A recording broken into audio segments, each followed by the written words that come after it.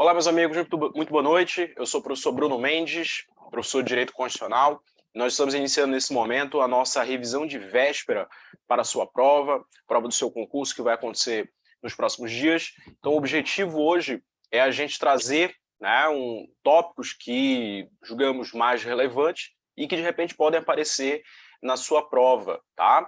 Então, a gente vai destrinchar alguns pontos, fazendo uma espécie de revisão sobre esses pontos, exatamente para que eles possam ficar bem fixados aí na sua mente, para que você consiga ter um bom desempenho na sua prova. Eu vou compartilhar aqui com você a tela com o nosso material. É um material, na verdade, bem básico, é só os tópicos realmente daquilo que a gente considera mais relevante para a sua prova, nesse período de revisão, até porque na revisão da prova o objetivo não é você tentar estudar ou aprender alguma coisa que você teria que ter feito antes, O objetivo aqui é realmente você relembrar alguns tópicos, alguns pontos que são importantes aí para a sua prova, tá?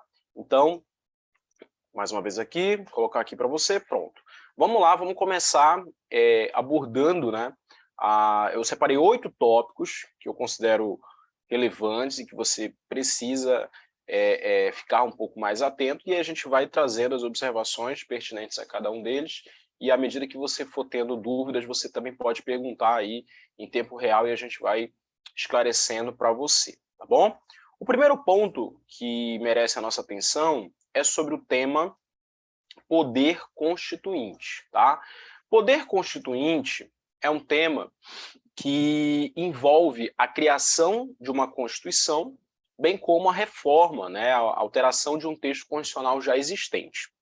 E aí, o que a gente precisa lembrar em relação ao poder constituinte? A gente tem o poder constituinte originário e o poder constituinte derivado, O poder constituinte originário é o poder que cria uma nova Constituição, que inaugura uma nova ordem jurídica, e, portanto, ele tem algumas características importantes, Ele é inicial, exatamente porque a partir dele começa um novo ordenamento jurídico. Esse poder constituinte originário, ele é incondicionado, ele não deve obedecer nenhuma condição pré-estabelecida pelo ordenamento jurídico anterior, ele é ilimitado, no sentido de que pode dispor sobre qualquer tema livremente, em que pese existam aí posicionamentos doutrinários que analisam com algumas reservas essa característica, E o poder constituinte, ele é também permanente, o poder constituinte originário é permanente na medida em que ele não se esgota, numa única atuação, ou seja, o fato dele ter se manifestado em algum momento não significa dizer que ele deixou de existir, ele fica ali adormecido, em algum momento ele pode reaparecer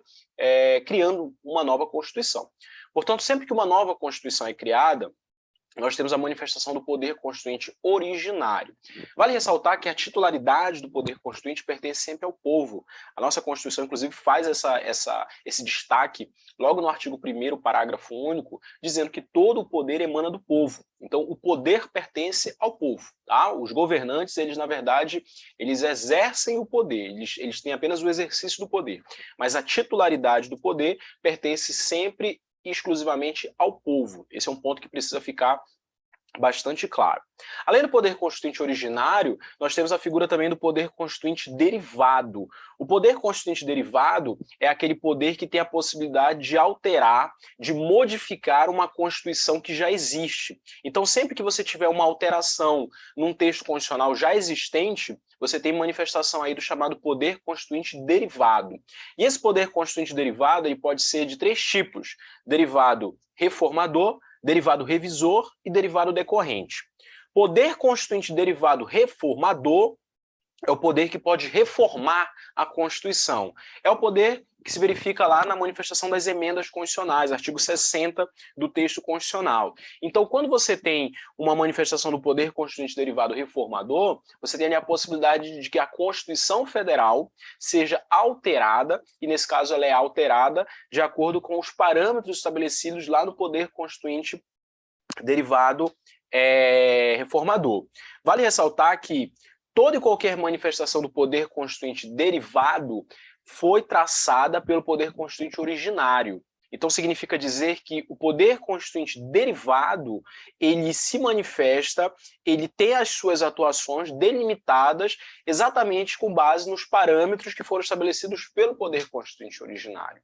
Então, por exemplo, a gente pode dizer que o artigo 60 da Constituição, que vai falar das emendas constitucionais, que é uma manifestação do poder constituinte derivado reformador, foi estabelecido pelo poder constituinte originário. E aí é muito importante que você esteja atento a esse artigo 60, especialmente ao rol de legitimados, quem é que pode propor uma modificação ao texto constitucional, 1/3 no mínimo dos membros da Câmara dos Deputados ou do Senado Federal, o presidente da República e também mais da metade das assembleias legislativas, manifestando-se cada uma delas pela maioria relativa dos seus membros. Você também precisa estar atento às limitações circunstanciais. Certamente você deve lembrar que não é possível que a Constituição seja modificada durante a vigência de intervenção federal, de estado de defesa e de estado de sítio. Também você deve lembrar do quórum da emenda constitucional, né? 3/5 dos votos, 2 turnos de votação nas 2 casas do Congresso Nacional. 3/5, 2 turnos, 2 casas. Esse quórum é um quórum de maioria qualificada, tá? Esse quórum foi estabelecido pelo poder constituinte originário, ou seja, essa forma de manifestação do derivado foi definida pelo originário. Tudo que o derivado faz foi definido pelo originário, tá? Além dessa questão do quórum, é importante que você fique atento também às limitações materiais, ou simplesmente cláusulas pétreas, né? O artigo 60, parágrafo 4º da nossa Constituição fala que não é possível que uma emenda constitucional promova a supressão, né, de alguns temas importantes, forma federativa de Estado, voto direto, secreto, universal e periódico, separação dos poderes, também os direitos e garantias individuais, tá? Direitos e garantias individuais. Então você tem algumas regras aí de manifestação do poder constituinte derivado reformador que você precisa ficar atento. O derivado revisor são as chamadas emendas de revisão. São aquelas emendas que aconteceram, vamos lembrar, 5 anos após a Constituição de 88, só aconteceram uma vez, era o objetivo ali simplesmente fazer uma reforma, ou pelo menos analisar alguns pontos, né, que pudessem ser reformulados, revistos, né? E aí a emenda de revisão aconteceu uma vez, ela acontece no âmbito do Congresso Nacional reunido em sessão unicameral, e o quórum de aprovação de uma emenda de revisão é de maioria absoluta. Então é importante também que vocês tenham em mente aí as distinções entre emenda de revisão e emenda constitucional. Por exemplo, em relação ao quórum, emenda constitucional é 3/5. Emenda de revisão é maioria absoluta, né? Em relação à forma de votação, na emenda constitucional as 2 casas votam separadamente. Na emenda de revisão, elas votam em conjunto, sessão unicameral, né? Sessão unicameral. A emenda constitucional podem ser feitas emendas constitucionais diversas vezes, desde que as regras do artigo 60 sejam observadas. Já a emenda de revisão só pode ser feita uma vez, né? E a Constituição fala, no artigo 3º do ato das disposições constitucionais transitórias, que a emenda de revisão deve acontecer 5 anos após a Constituição de 88, após a promulgação da Constituição de 88. Portanto, essa revisão constitucional, ela aconteceu no ano de 1993 e não pode acontecer de novo, tá? Por expressa determinação do poder constituinte originário. Um outro ponto importante é o poder constituinte derivado decorrente. Poder constituinte derivado decorrente é poder de elaborar constituições estaduais. E aí vem um ponto importante que o examinador pode tentar confundir você. Ele pode colocar para você na prova que o poder constituinte derivado decorrente, ele pode ser feito pelos estados membros no momento de elaboração das suas constituições estaduais e também pelos municípios no momento de elaboração das suas leis orgânicas. Só que isso aí está errado. Se o examinador colocar isso para você na prova, está errado, tá? Por quê? Porque o poder constituinte derivado decorrente, ele é exclusivo dos estados membros no momento de elaborar as suas constituições estaduais, e o STF entende que a lei orgânica do Distrito Federal, também é uma manifestação do poder constituinte derivado decorrente, tá? Agora, o STF já disse que os municípios não exercem poder constituinte derivado decorrente. Então, quando um município elabora uma lei orgânica, ele não está exercendo poder constituinte derivado decorrente. Tá bom? Então, muito cuidado com esse ponto. Poder constituinte derivado decorrente é somente no âmbito do âmbito dos estados, tá? No âmbito dos estados e, de acordo com a jurisprudência do Supremo Tribunal Federal, também no âmbito do Distrito Federal. Não se aplica aos municípios. Tá bom? Beleza? Tudo certinho? Só para a gente arrematar poder constituinte, eu queria falar sobre mutação constitucional. Mutação constitucional é uma situação onde o texto gramatical da Constituição, de uma determinada norma da Constituição, ele permanece o mesmo, ele permanece inalterado, tá? O texto gramatical permanece inalterado, porém o sentido, o alcance daquela norma passa a ter uma nova visão. Tá? Ele passa a ser alterado.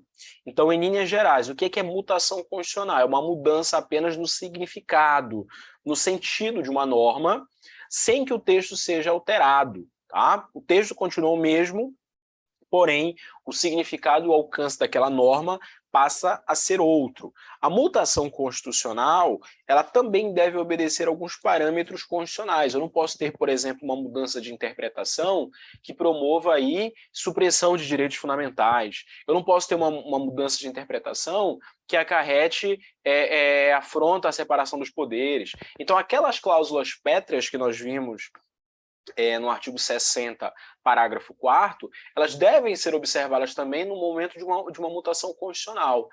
Muito embora a mutação constitucional seja uma modificação informal, não há um parâmetro, não há um padrão dizendo como a mutação deve acontecer, por isso que ela é informal, tá? Mas, apesar disso, a jurisprudência do Supremo Tribunal Federal entende que, ao se promover uma mutação constitucional, alguns valores, alguns princípios devem ser observados, especialmente esses relacionados a cláusulas pétreas e que são também referentes à própria estrutura do Estado brasileiro, da Constituição Federal, tá bom? Então, muito cuidado aí com essa questão da mutação constitucional. Esse é o nosso ponto 1, esse é o nosso tópico 1, são as observações que a gente tinha para trazer sobre poder constituinte, tá? O segundo tópico que eu julgo relevante para a sua prova é relacionado aos direitos fundamentais, tá? É provável que a gente tenha uma questão envolvendo direitos fundamentais, né? E aí é possível que o examinador cobre alguma coisa relacionada ao artigo 5º, né? Alguma peculiaridade de norma mesmo do artigo 5º, e nós podemos ter também alguma questão um pouco mais teórica, né? Em torno dos direitos fundamentais. Aí você tem que lembrar da teoria dos direitos fundamentais. Lembre-se que os direitos fundamentais, eles têm uma ideia central de criar ali uma espécie de blindagem em relação à atuação do Estado, tá? Pelo menos inicialmente, a ideia dos direitos fundamentais foi tentar proteger os indivíduos de violações que eram cometidas pelo Estado. Com o passar dos séculos, os direitos fundamentais foram evoluindo, de modo que hoje é possível nós falarmos em aplicação dos direitos fundamentais também em relações que envolvem particulares apenas, tá? Então, olha só, quando se fala em direitos fundamentais, não necessariamente nós vamos ter a presença do Estado, tá? Se você tiver a presença do Estado na relação jurídica, aí você tem a chamada eficácia vertical dos direitos fundamentais. Por que é vertical? Porque, olha, o Estado está lá numa posição de superioridade e o particular está aqui numa posição de inferioridade, tá? Por isso que é eficácia vertical dos direitos fundamentais, tá bom? Agora, olha só. Se você tiver uma relação entre particulares, ali um contrato, por exemplo, um contrato de locação, um contrato de prestação de serviços, aquele contrato que é firmado entre particulares, ele também exige a aplicação dos direitos fundamentais. E ali você tem a chamada eficácia horizontal dos direitos fundamentais. Por quê? Porque os particulares eles estão ali no mesmo patamar de igualdade. Olha só, eficácia vertical, eu tenho o Estado lá em cima e o particular aqui embaixo. Eficácia horizontal, eu tenho dois particulares na mesma posição, tá? E aí é possível também falar de eficácia diagonal dos direitos fundamentais. Na eficácia diagonal dos direitos fundamentais, eu tenho particulares na relação jurídica, tá? São dois particulares na relação jurídica. Esses particulares podem ser pessoas físicas e pessoas jurídicas, tá? E entre esses particulares existe algum traço de desigualdade. Por isso que é diagonal, porque acaba que a relação ela pende mais para um lado do que para o outro. Tá? Por isso que a eficácia é diagonal. Eu vou te dar um exemplo disso. A relação trabalhista. A relação trabalhista você tem o empregador e o empregado. Embora os dois sejam particulares, tanto o empregador quanto o empregado, entre eles existe ali um traço de desigualdade. Por quê? Porque normalmente o empregado ele trabalha por precisar, né, da remuneração. Então, geralmente, o empregado ele tem uma situação de subordinação econômica em relação ao empregador, subordinação jurídica, né? Às vezes até mesmo uma subordinação técnica. Então, você vê que existe uma relação ali desigual. Essa leve desigualdade, digamos assim, ela marca aí a chamada eficácia diagonal dos direitos fundamentais. Tá bom? Então, lembre-se. Eficácia vertical, Estado particular embaixo, eficácia horizontal, dois particulares na mesma posição, e eficácia diagonal, dois particulares também, só que entre eles há uma relação de desigualdade. Relação trabalhista, relação de consumo, né, fornecedor e consumidor, são exemplos aí de eficácia diagonal dos direitos fundamentais. Outro ponto importante que você deve lembrar em relação às características dos direitos fundamentais é em relação à questão do chamado caráter relativo dos direitos fundamentais. Né? Se ele colocar na sua prova que os direitos fundamentais são marcados pelo seu caráter absoluto, você pode marcar errado, tá? Você pode marcar errado. Por quê? Porque predomina o entendimento de que os direitos fundamentais eles não têm esse caráter absoluto. Por quê? Porque os direitos fundamentais eles sempre exigem uma análise feita com base no sistema. E dentro do sistema você vai ter outros direitos fundamentais. Então, por exemplo, você tem direito à informação de um lado e o direito à honra de outro. Qual dos dois direitos é mais importante? Algum dos dois direitos é absoluto? Não dá para falar, né? Então, quando a gente fala de teoria dos direitos fundamentais, é sempre importante você ter em mente esse caráter relativo, a relatividade dos direitos fundamentais, e essa relatividade ela ocorre por quê? Porque quando dois direitos fundamentais entram ali numa rota de colisão, você tem como você tem ali a possibilidade de resolver esse conflito? É por meio de uma ponderação. Como é que funciona a ponderação? O aplicador do direito, ele pega ali os dois direitos, ele coloca numa espécie de balança, e aí ele vai ver qual dos dois, no caso concreto, vai prevalecer. Então, no nosso exemplo, direito à informação de um lado, direito à honra de outro. De repente, a informação que foi veiculada acabou afetando a honra de uma outra pessoa, né? A gente vê direto isso, né? Então, imagina lá uma reportagem que passa lá num Fantástico da vida, aí a informação vem bacana, bonitinha ali para o público, só que dentro daquela matéria tem uma situação ali que está meio que comprometendo a imagem, a honra de uma pessoa, e a pessoa entra ali com uma ação para tentar, de alguma forma, impedir ou mitigar aquela divulgação.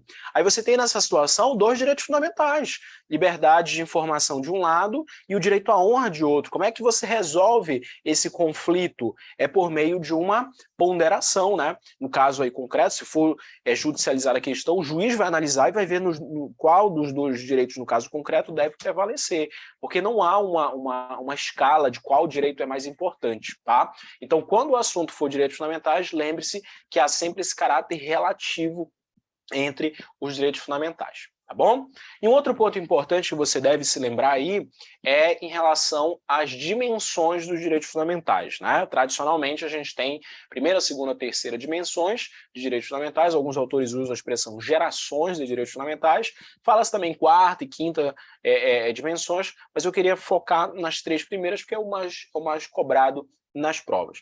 Primeira dimensão de direitos fundamentais, são os direitos de liberdade, tá? Primeira dimensão de direitos fundamentais, direitos de liberdade, são aqueles direitos que exigem uma postura de abstenção do Estado, tá? Então, nos direitos de primeira dimensão, como é que funciona? O particular levanta a voz e diz assim, olha, Estado, deixa eu me movimentar aqui, deixa eu exercer os meus direitos, fica para lá que eu fico para cá, tá? É mais ou menos assim que funciona a primeira dimensão de direitos fundamentais. São os direitos de liberdade de manifestação de pensamento, liberdade de expressão, direito de voto, tá? Liberdade de associação, direito de propriedade, são alguns direitos que vão estar inseridos na primeira dimensão de direitos fundamentais, direitos de liberdade. Bom, segunda dimensão de direitos fundamentais, já é um período marcado por grandes desigualdades sociais. E aí as desigualdades sociais, as mazelas sociais, elas vão exigir a volta do Estado para o Estado resolver os problemas, né?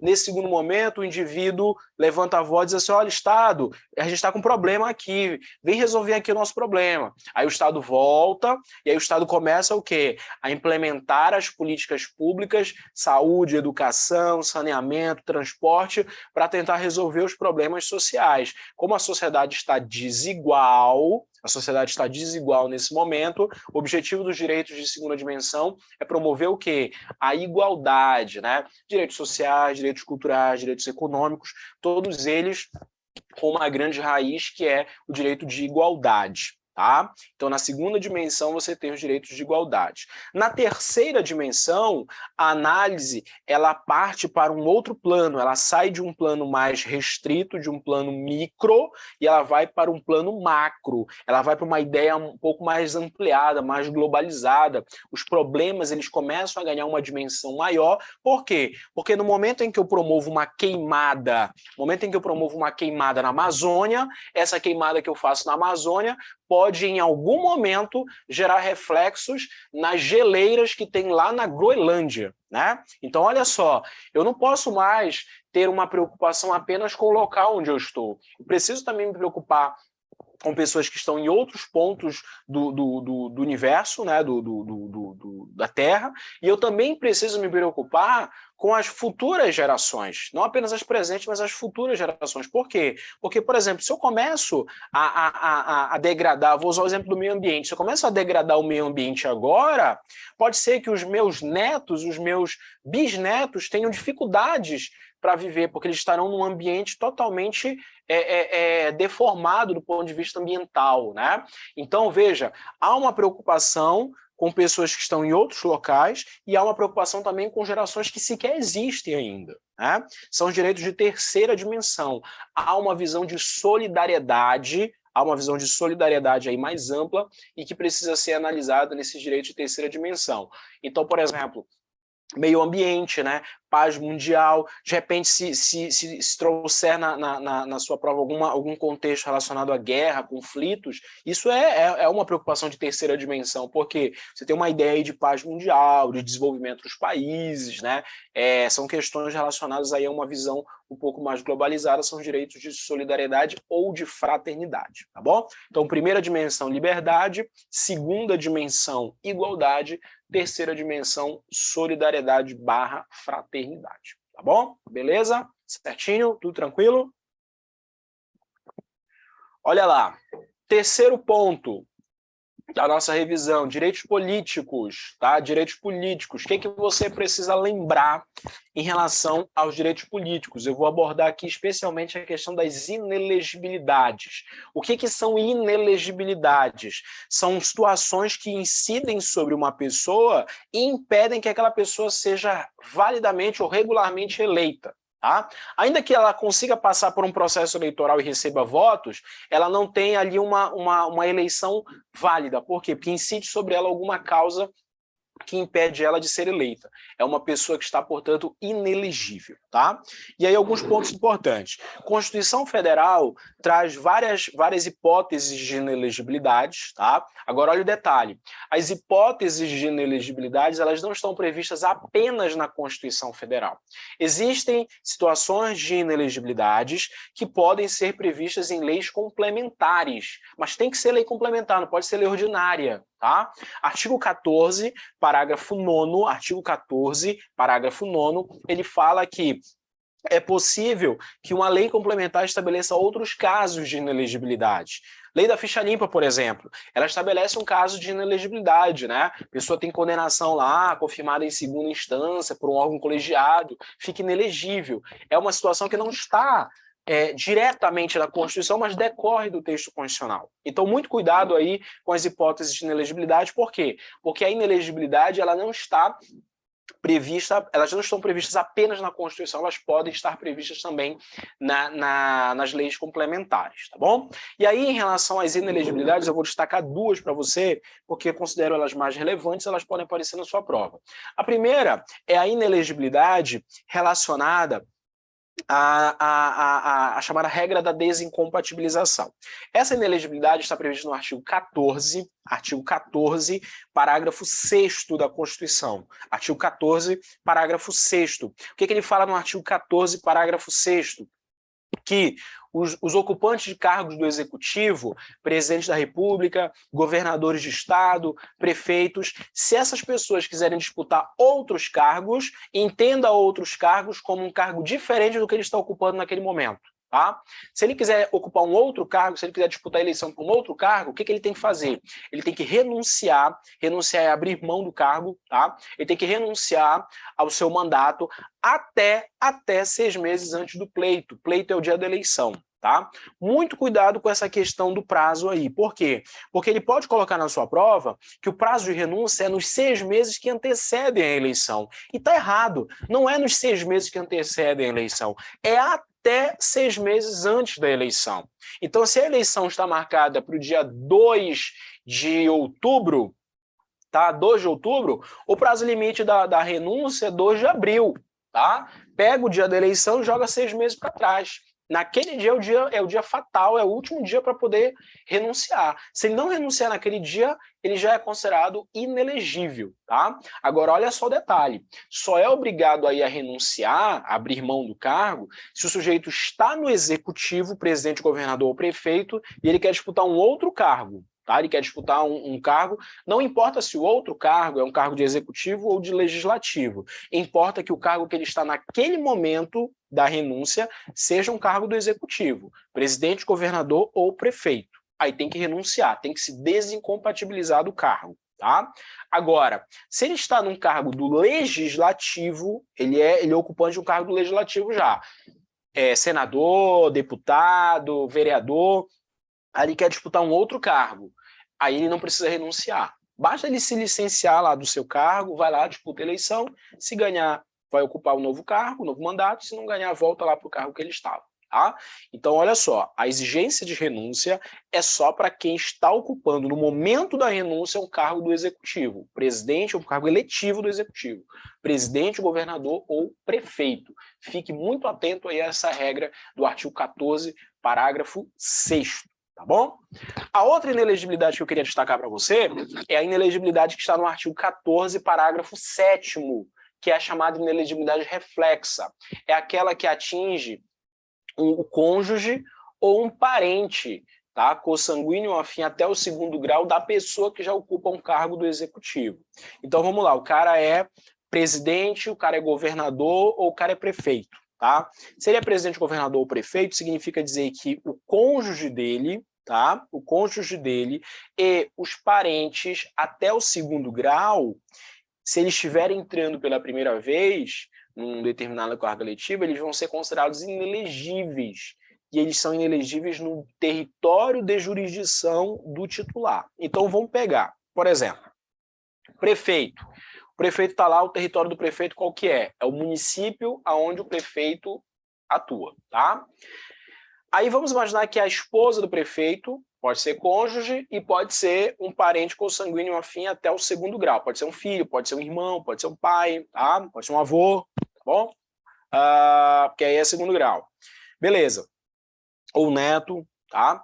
Aí veja bem, essa pessoa, esse parente ou cônjuge, se ele estiver entrando pela primeira vez, ele não pode se eleger lá no mesmo território onde o cara é prefeito, tá? Porque é o território de jurisdição do titular. Se o sujeito é governador, cônjuge e parente até o 2º grau, estará inelegível aonde? No território do estado onde o cara é governador, tá? O sujeito é presidente da República, o cônjuge e o parente estão inelegíveis em todo o território nacional, para qualquer cargo eletivo. Por quê? Porque o presidente da República tem jurisdição em todo o território nacional. Tá? Agora, olha só um detalhe. Se esse cônjuge ou parente, ele já ocupa um cargo eletivo e ele está tentando apenas uma reeleição, não tem inelegibilidade para ele. tá? Não tem inelegibilidade para ele, ele pode disputar sem problema nenhum.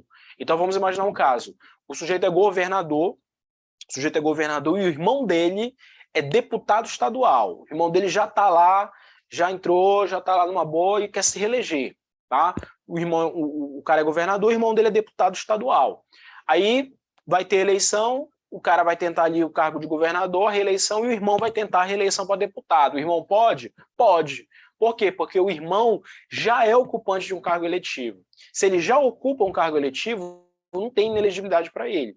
O que não pode, ele não está ocupando nenhum cargo, tá? Ele está lá de boa na casa dele, ele fala, agora eu quero ser político. Aí, na hora que ele vai tentar entrar, aí não pode. Por quê? Porque o fato do irmão ser governador impede ele, torna ele inelegível com base nessa inelegibilidade reflexa. Tá bom? Beleza? Olha só, quando a Constituição fala cônjuge, a interpretação que se deve ter é que pode ser também aí uma relação de união estável, tá? Não precisa ser uma relação decorrente de casamento. Então, se ele colocar lá na sua prova união estável, está valendo, tem também a inelegibilidade, e também ele pode colocar uma situação envolvendo pessoas do mesmo sexo, tá? Então, se for uma união homoafetiva, também tem a regra da inelegibilidade, tá? Então, vamos imaginar, o cara lá é prefeito, aí o marido dele quer disputar um cargo de vereador no mesmo município, pela primeira vez. Não pode, por causa da inelegibilidade do artigo 14, parágrafo 7º da Constituição Federal. Beleza? Certinho? Olha só, em relação a essa inelegibilidade reflexa, eu chamo a sua atenção para uma súmula vinculante de número 18. Muito cuidado com essa súmula. O que diz a súmula vinculante de número 18? A dissolução do vínculo conjugal durante o mandato não afasta a inelegibilidade reflexa. Como é que funciona essa súmula vinculante? Vamos imaginar, João é prefeito de um município, a Maria, a esposa dele, ela tá lá, a primeira-dama, tá? Aí, o João e a Maria se separaram, tá? Se separaram durante o mandato. Aí a Maria disse assim, separou? Vou agora me candidatar. E a Maria quer se candidatar para ser prefeita lá no mesmo município onde o João está como prefeito agora. A Maria pode?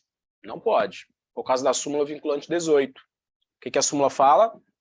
A dissolução do vínculo conjugal durante o mandato, e aí não importa se é primeiro ou se é segundo mandato, tá? A dissolução do vínculo conjugal durante o mandato não afasta a inelegibilidade reflexa.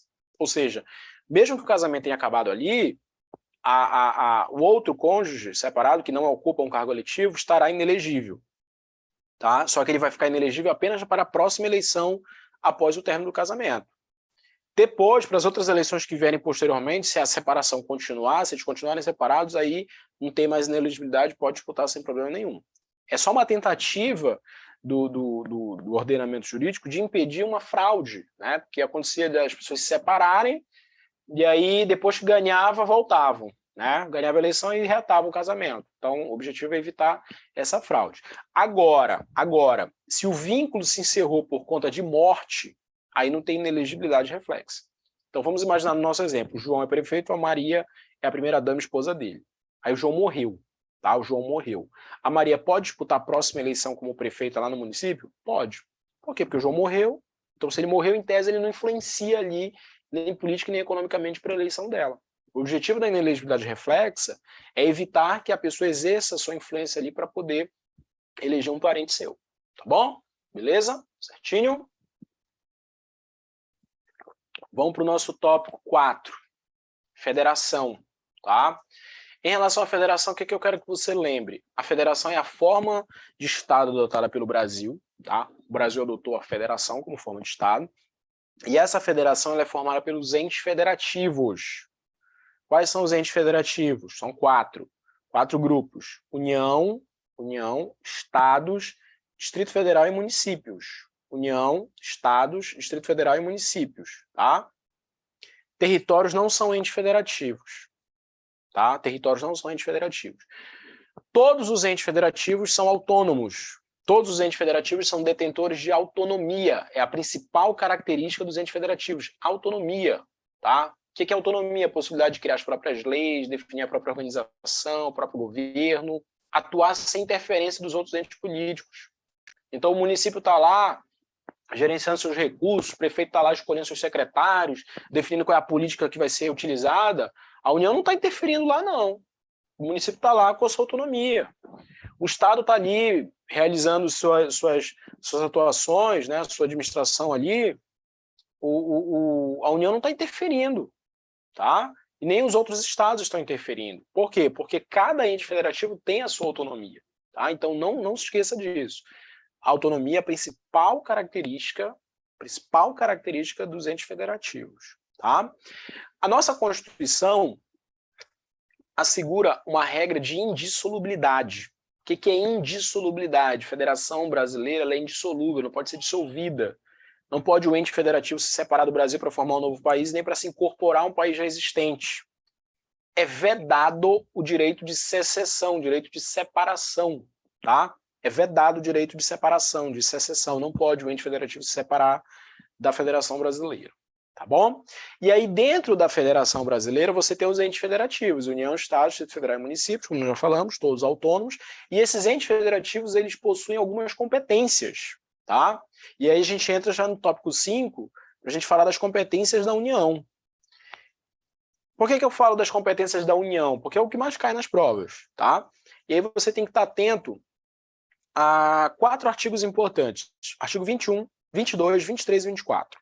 21, 22, 23 e 24, tá? O que o artigo 21 fala? Competências materiais da União. Todas as competências que estão no artigo 21 são competências exclusivas, tá? Todas as competências que estão no artigo 21 são competências exclusivas da União. Só a União pode exercer as competências que estão no artigo 21. Se elas são competências exclusivas, significa dizer que essas competências são indelegáveis. Indelegáveis, tá?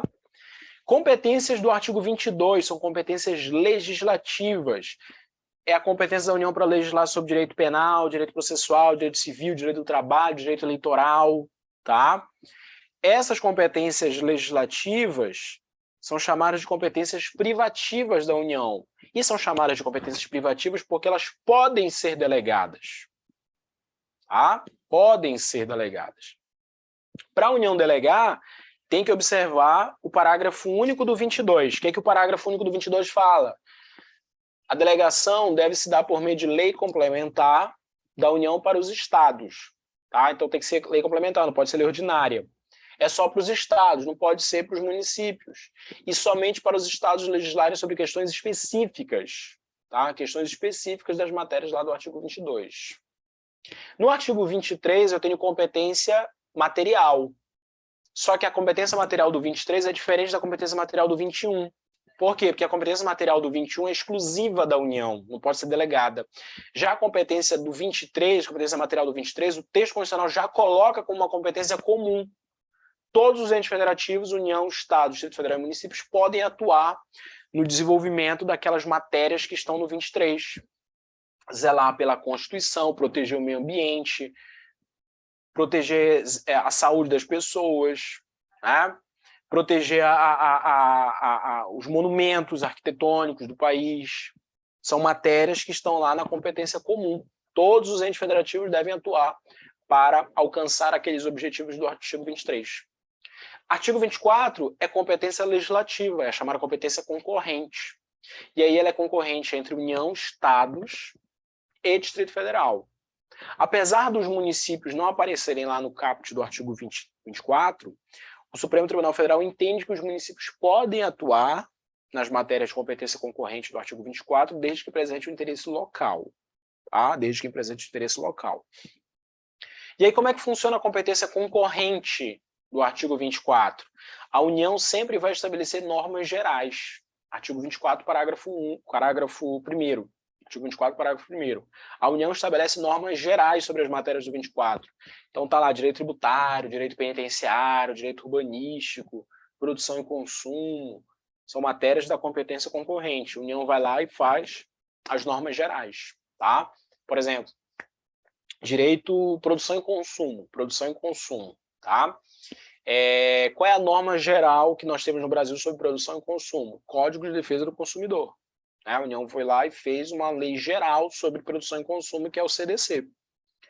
O fato da União legislar de maneira geral não impede os estados de também legislarem. Os estados também podem legislar, e aí como é que funciona? Os estados vão lá fazer a chamada competência legislativa suplementar, que é o que aparece no artigo 24, parágrafo 2º.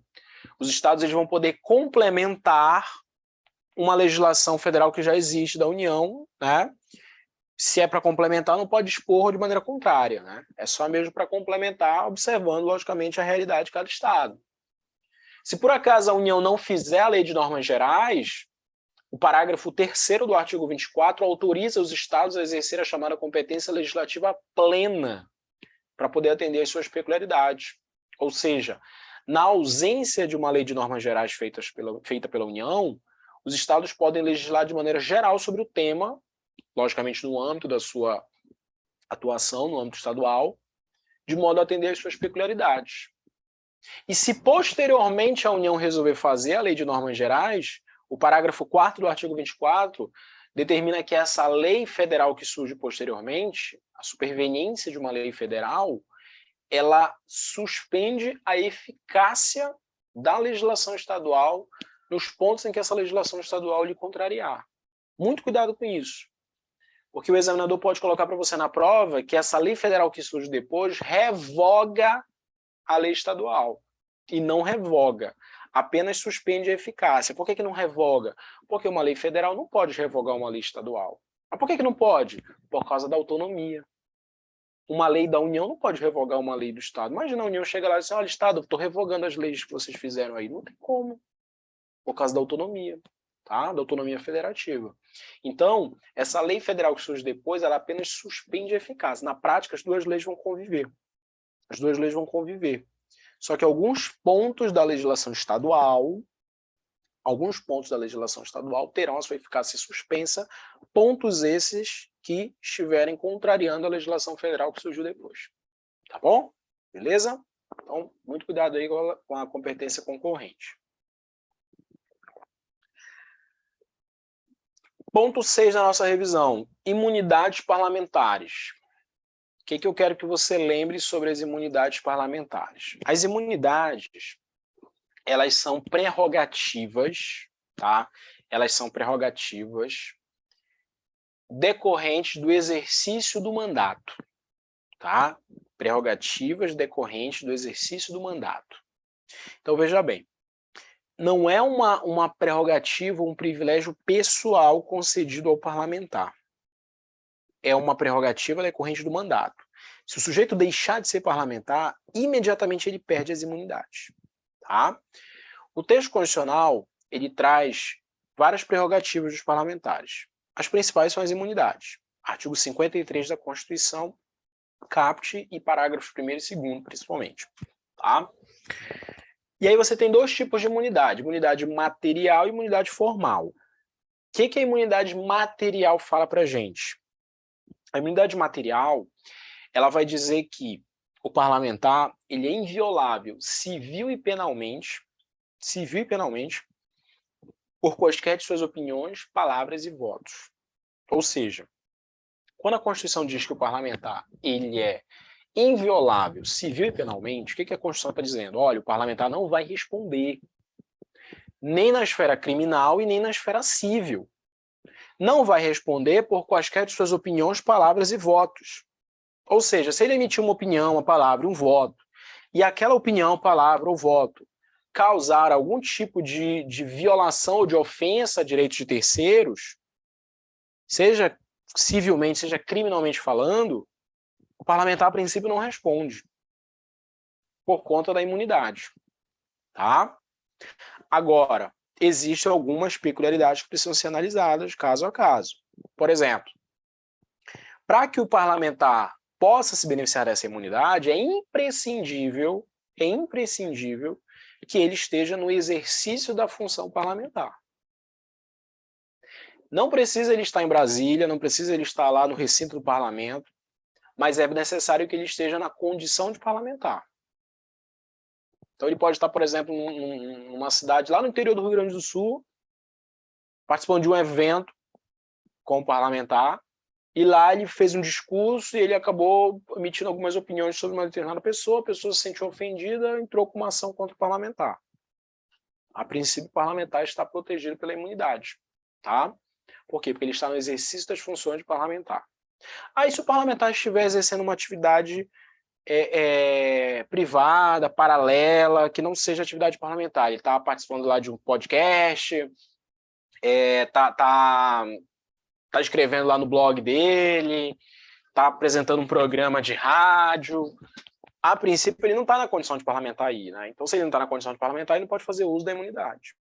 Então, se ele causar algum tipo de violação aí à honra de alguém por conta de suas opiniões, palavras, ele pode ser responsabilizado, tá bom?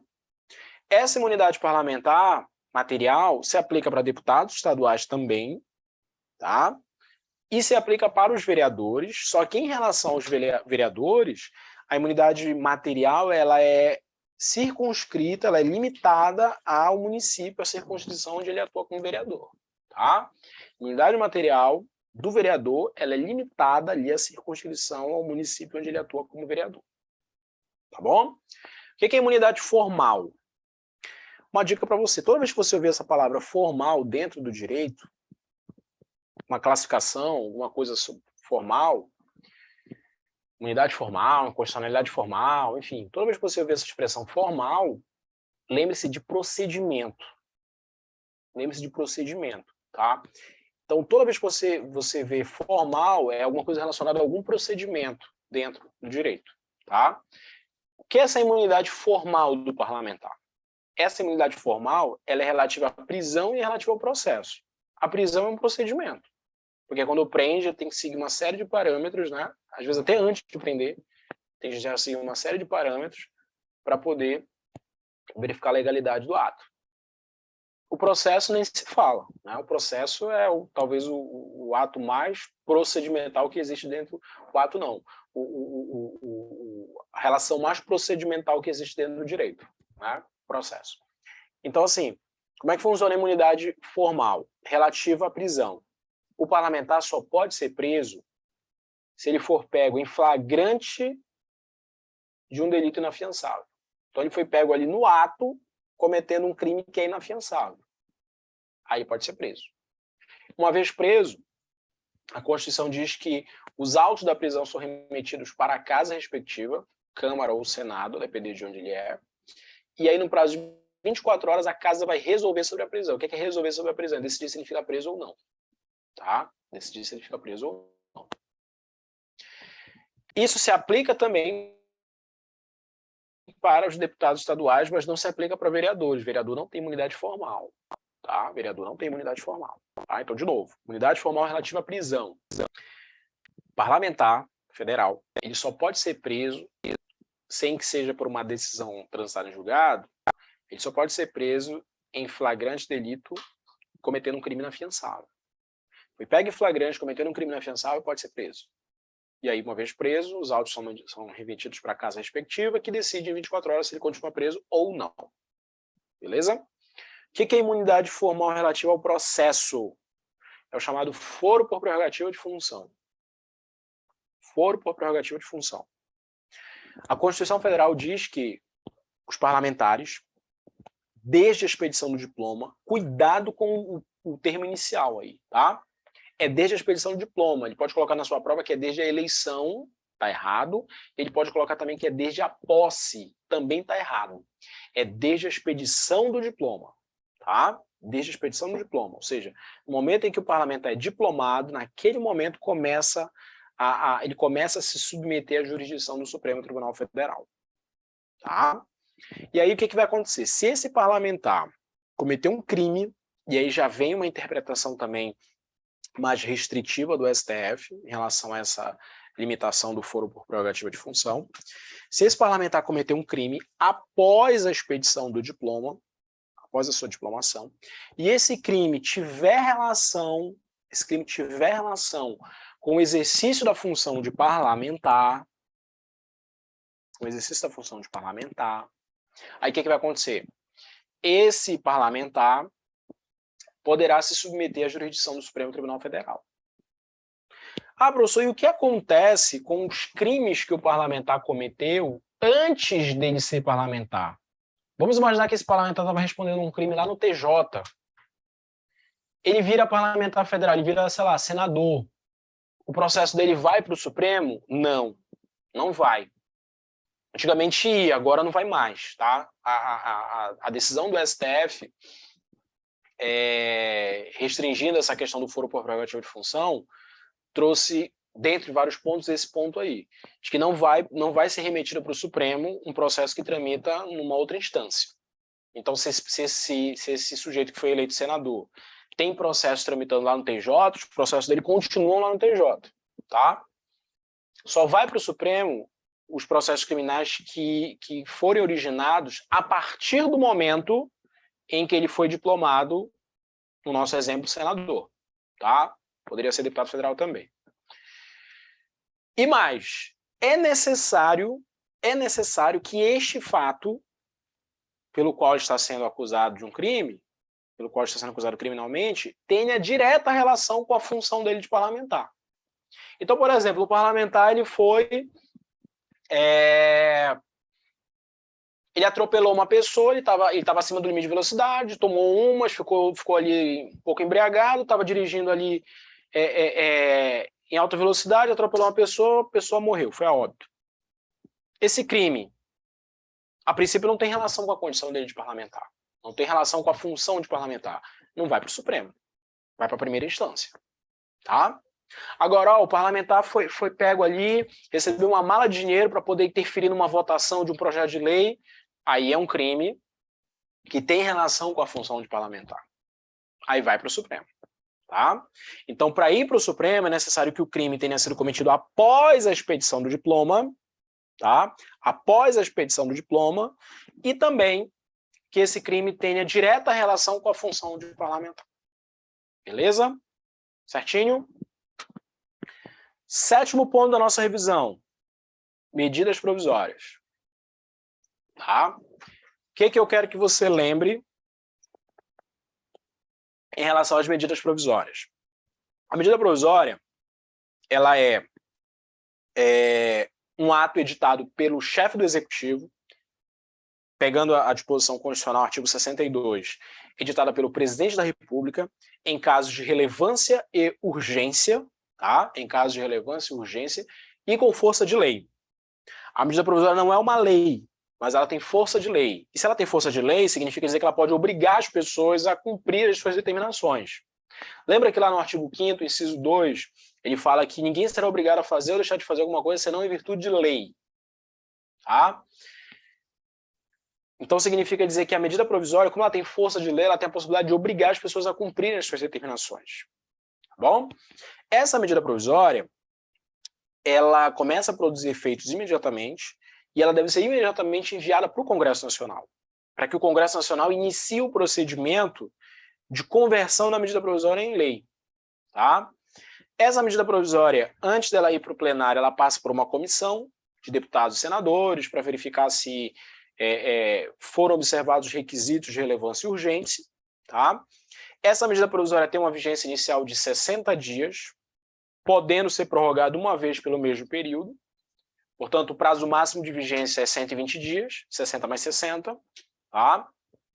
E essa medida provisória, ela pode também entrar no chamado regime de urgência, que acontece quando? Quando a medida provisória tem 45 dias de vigência e ainda não foi analisada por nenhuma das duas casas. Se ela entrar em regime de urgência, significa dizer que ela ganha um regime de prioridade na sua análise, tá? E aí, outras deliberações que estejam tramitando nas casas relacionadas a outras medidas provisórias, bem como relacionadas a projetos de leis ordinárias que disciplinem temas que podem ser tratados por medidas provisórias, devem ser paralisados, devem ser sobrestados para que aquela medida provisória possa ser analisada. Por que tem isso? Porque a medida provisória tem prazo. Se ela não for analisada dentro do prazo, ela perde a sua vigência. Tá? Então, por isso que a Constituição estabeleceu essa necessidade de se analisar ela no regime de urgência, se ela chegar em 45 dias ainda não tivesse sido analisada. Medida provisória pode dispor sobre qualquer coisa? Não, não pode dispor sobre qualquer coisa. Lá no parágrafo 1º do artigo 62, ele fala algumas matérias que não podem ser objeto de medida provisória. Então, por exemplo, eu não posso ter medida provisória sobre direito penal, sobre direito processual, eu não posso ter medida provisória sobre direito eleitoral, sobre partidos políticos, eu não posso ter medida provisória que disponha sobre organização do Ministério Público, do Poder Judiciário, eu não posso ter medida provisória disciplinando matéria relativa à lei complementar, ou seja, matéria que só pode ser tratada por lei complementar. Eu não posso ter uma medida provisória disciplinando um tema que já foi aprovado pelo Congresso, está pendente de sanção ou veto pelo presidente da República. Então, existem algumas restrições materiais para a edição de uma medida provisória. Tá? A medida provisória, ela é aprovada como? Sempre por um quórum de maioria simples, em um turno só de votação nas duas casas, um turno na Câmara, um turno no Senado. Começa sempre a ser votado na Câmara, porque o artigo 8º, o parágrafo 8º do artigo 62, ele fala que as votações de medidas provisórias terão início na Câmara dos Deputados. Então, sempre começa na Câmara. Em relação à medida provisória, a Câmara é a casa iniciadora. A casa revisora é o Senado. Tá? E ela vai ser votada pelo quórum de maioria simples. Por quê? Porque medida provisória, se ela virar uma lei, ela vira uma lei ordinária. E como a lei ordinária tem quórum de maioria simples, a medida provisória é aprovada por maioria simples. Tá? Se a medida provisória não passar, se ela for rejeitada, expressamente rejeitada, ou então se ela perder a sua eficácia por decurso de prazo, o artigo 62, parágrafo 10, diz que a medida provisória não pode ser reeditada na mesma sessão legislativa. Bora lembrar aí o que é sessão legislativa? É aquele período que dura um ano, né? Que vai de 2 de fevereiro a 17 de julho, 1º de agosto a 22 de dezembro. É o ano legislativo. Então, se a MP ela foi rejeitada ou perdeu a eficácia por decurso de prazo dentro daquela sessão legislativa, ela só vai poder ser reeditada na próxima sessão legislativa. Tá? Cuidado, porque essa situação aí, na prova, o examinador pode colocar a palavra legislatura. Legislatura é 4 anos. Tá? Legislatura é 4 anos. Sessão legislativa é 1 ano. Tá? A medida provisória rejeitada ela não pode ser reeditada na mesma sessão legislativa, no mesmo ano legislativo. Tá? Professor, eu posso ter medida provisória no âmbito dos estados e no âmbito dos municípios? Por exemplo, eu posso ter medida provisória sendo editada pelo governador, sendo editada pelo prefeito? Pode, desde que o ato normativo, o ato jurídico daquele ente federativo disponha sobre isso. Então, por exemplo, para que um governador possa editar uma medida provisória, possa fazer medidas provisórias, é necessário que a Constituição do respectivo estado traga essa previsão. Se não tiver na Constituição estadual essa previsão, significa dizer que o governador não pode editar medida provisória. O governador daquele estado não pode editar medida provisória. Tá? A mesma coisa o prefeito. Se na lei orgânica do município existir previsão de edição de medida provisória, o prefeito pode editar medida provisória. Ah, mas não tem, então não tem. O prefeito não pode editar medida provisória. Tá? Estados e municípios os chefes do executivo só podem editar medida provisória se existir expressa autorização nos respectivos documentos que regem a vida jurídica daquele ente. No caso, Constituição Estadual e leis orgânicas. Tá bom? Beleza? E o último ponto da nossa revisão é o Ministério Público. Tá? O Ministério Público ele está dentro aí das chamadas funções essenciais, né? Funções essenciais é a justiça, né? Quando a gente falar das funções essenciais da justiça, a gente tem, na verdade, quatro instituições ou profissões, né, que fazem parte das funções essenciais da justiça. O Ministério Público, por que eu falo funções, instituições ou funções? Porque o Ministério Público, a Defensoria Pública e a Advocacia Pública podem ser chamados de instituições, né? Já a advocacia privada não é bem uma instituição, é uma profissão, né? Mas está dentro das funções essenciais. Então, falou de funções essenciais, você lembra: Ministério Público, Defensoria Pública, Advocacia Pública e a Advocacia Privada. Tá? Eu vou falar especificamente do Ministério Público por conta da relevância. O Ministério Público ele está regido a partir do artigo 127, tá? Aí você tem o 127, o 128, o 129, que fala das competências, né? O 130, que fala do Ministério Público junto ao Tribunal de Contas, e o 130A, que fala do CNMP. Tá? O Ministério Público ele tem alguns princípios, né, institucionais, unidade, indivisibilidade, né? E aí você tem que lembrar, especialmente, das funções, né, institucionais do Ministério Público, das competências do Ministério Público que vão aparecer no artigo 129, tá? O Ministério Público, ele tem aí ele tem vários objetivos, né, de atuação, mas ele atua, por exemplo, na defesa do regime democrático, ele atua na defesa de direitos difusos, né? Ele atua na defesa da ordem constitucional. O Ministério Público, por exemplo, pode promover ações de inconstitucionalidade por meio da sua estrutura interna, existe lá a divisão de quem pode propor, né? O Ministério Público ele tem a competência privativa para promover ação penal. Ele pode promover ações cíveis, ações coletivas cíveis, em que pese ele tem a possibilidade de outras instituições também promoverem, mas ele tem essa prerrogativa.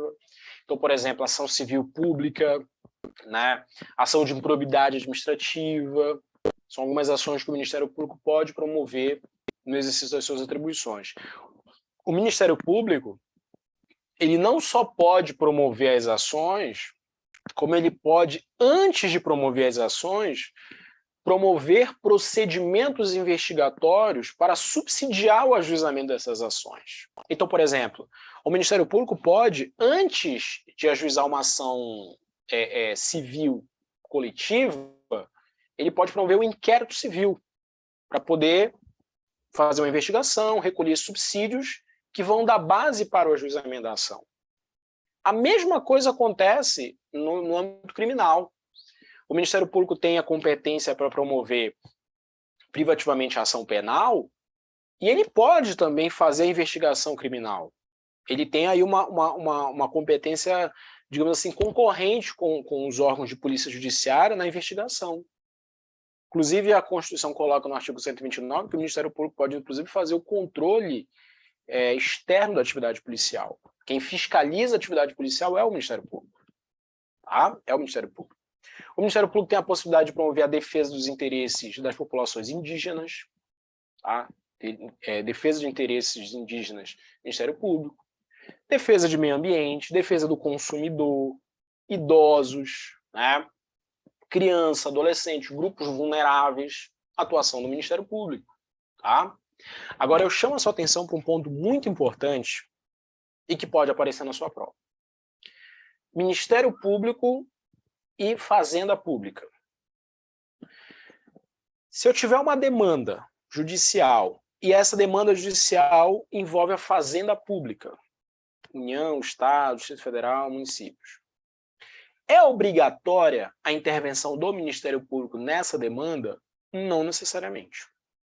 Só vai ser obrigatória a intervenção do Ministério Público se estiver sendo discutido naquele processo alguma situação que reclame a presença institucional do Ministério Público. Então, por exemplo, eu tenho uma demanda ali discutindo situações envolvendo o meio ambiente. O Ministério Público tem que ser chamado. Tá? Ele tem que ser chamado para se manifestar, para emitir parecer, ou simplesmente para atuar como fiscal da lei. Tá? Agora, eu tenho uma demanda que talvez não reclame ali a atuação do Ministério Público. Aí não precisa chamar. Outro ponto importante. Se colocar na sua prova que o Ministério Público ele pode promover a defesa de interesses da Fazenda Pública, está errado. A Constituição expressamente veda isso, lá no artigo 129. E por que veda? Porque quem faz a defesa dos interesses da Fazenda Pública é a Advocacia Pública. No caso da União, a AGU, no caso dos estados, as Procuradorias Gerais dos Estados, no caso dos municípios, Procuradoria do Município, se tiver. Tá? Não pode o Ministério Público fazer defesa e nem consultoria da Fazenda Pública. Tá? Isso é relevante por quê? Porque até 88 acontecia isso. Até 1988, o Ministério Público fazia a defesa da Fazenda Pública. Só que a Constituição de 88 veio e promoveu uma modificação nisso. Disse, olha, o Ministério Público vai ficar incumbido de defender só essas situações aqui. Quem vai fazer a defesa da Fazenda Pública é a Advocacia Pública, tá? Então, o Ministério Público não pode fazer defesa, não pode fazer consultoria de interesses da Fazenda Pública. Ele defende outros interesses, que são vários e muito relevantes, mas não pode defender interesses da Fazenda Pública, tá? Uma pergunta aqui. Ele pode promover ação popular? Não. Por que o Ministério Público não pode promover ação popular? Porque a Constituição Federal, lá no artigo 5º, inciso 73, e a lei também da ação popular, que é a Lei 47.1765, ela diz que só pode promover ação popular o sujeito que é a plenitude de exercício dos seus direitos políticos para que ele possa promover uma ação popular. Agora, olha o detalhe importante. Esse indivíduo, esse cidadão que tem título de eleitor, que está ali no exercício dos direitos políticos e que promove uma ação popular, ele pode, lá no meio da ação popular, desistir dela. Lá no meio da ação, ele diz assim, não estou mais afim, vou desistir aqui, não quero mais. Aí ele desiste da ação, atravessa uma petição e desiste da ação. Quando acontecer isso, o que o juiz vai fazer? O juiz vai abrir um prazo e vai intimar o Ministério Público e vai dar também a possibilidade de um outro cidadão dar continuidade à ação. Aí pode acontecer do Ministério Público assumir essa demanda. Ele assume o polo ativo da demanda e segue até o final. Aí você vai ter o Ministério Público lá no polo ativo da demanda.